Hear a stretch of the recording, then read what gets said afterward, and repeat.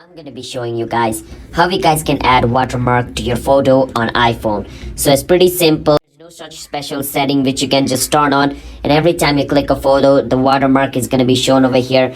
You need to add watermark on each of your photo individually, and you can only add text watermark. Like let's say you have a logo, you want to add it, you can't do that. In order to add logo, you need to download a separate photo editing app and insert logo on each of your picture. Through this video, I'm going to be showing you guys how you guys can add text watermark. All right, so as I was saying, you can just click a photo over here and go over here, and a watermark is going to be shown over here. There is no such setting in iPhone, and you can't do it. All right, there are some things you need to do. So let's say you want to add watermark in this photo. So my name is Richie Kevin. So let's say I want to add watermark in this photo saying Richie Kevin. So every single time if somebody tries to steal this photo, they can't, because the watermark is going to be over there.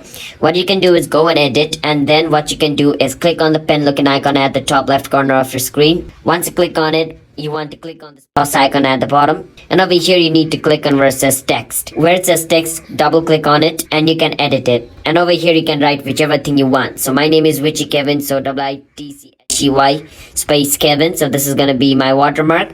I can click on done over here, and my watermark is gonna be over here.